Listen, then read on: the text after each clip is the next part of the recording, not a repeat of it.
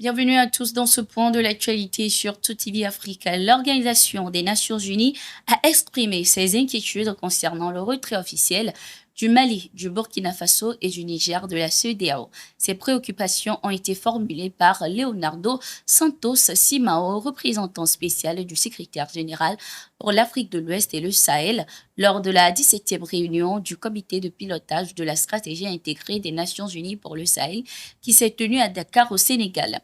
Il a notamment souligné que les Nations Unies sont prêtes à jouer le rôle de facilitateur impartial entre la CEDEAO et l'AES afin de bâtir et maintenir de bonnes relations tout en renforçant la coopération sous-régionale.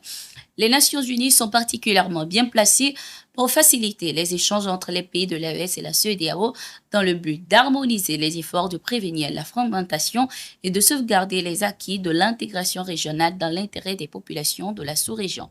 Notre rôle en tant que facilitateur impartial peut aider à combler les divergences et à favoriser une compréhension mutuelle, a-t-il déclaré.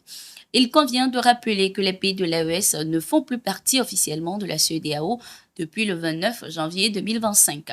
Ces nations membres de l'AES dénoncent l'instrumentalisation de la CEDEAO par les puissances étrangères. Cependant, malgré leur retrait, l'institution sous-régionale poursuit ses négociations sur les 6 prochains mois pour tenter de ramener les 3 pays.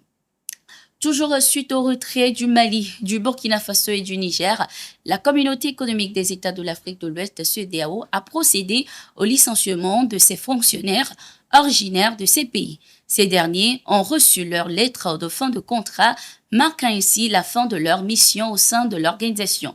Au nombre de 135, ces employés de la CEDEAO ressortissants du Mali, du Burkina Faso et du Niger quitteront l'organisation à la fin du mois de septembre 2025. Selon les modalités prévues, tous bénéficieront de l'équivalent de 3 mois de salaire auquel s'ajoutera un mois par année d'ancienneté avec un plafond de 12 mois. Cette décision de la CEDEAO contraste avec son annonce du 29 janvier où elle avait précisé que les fonctionnaires originaires du Burkina Faso, du Mali et du Niger continueraient leur mission au sein de l'organisation avec le soutien et la coopération des instances compétentes.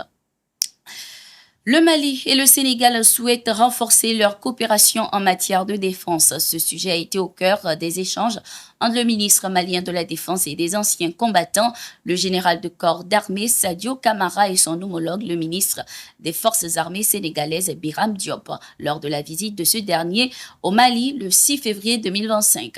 Les deux ministres ont ainsi abordé des sujets tels que la formation et les échanges de stagiaires qui se poursuivent à un niveau très satisfaisant dans les Britanniques militaires, les écoles de formation des officiers et des sous-officiers, ainsi que l'enseignement militaire supérieur.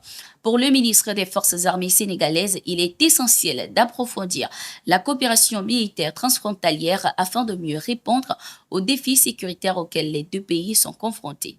La lutte contre le terrorisme et l'extrémisme violent, dans laquelle vous êtes activement engagé, la criminalité transfrontalière, les trafics illicites et les réseaux criminels qui représentent autant de menaces nécessitent la mutualisation des efforts, a-t-il souligné. Le ministre malien de la Défense, de son côté, a insisté sur des axes clés, notamment le renseignement, le partage d'informations et la formation. Il a également précisé que bien que le Mali ait quitté la CEDEAO, il reste disposé à établir des relations fructueuses avec tous les partenaires qui le souhaitent. Nous faisons à présent un point sur un rebondissement dans les tensions entre la France et l'Algérie. L'influenceur algérien Doualem, retenu jusqu'à présent au centre de rétention administrative du Mesnil-Amelot, près de Paris, a été libéré ce 6 février 2025.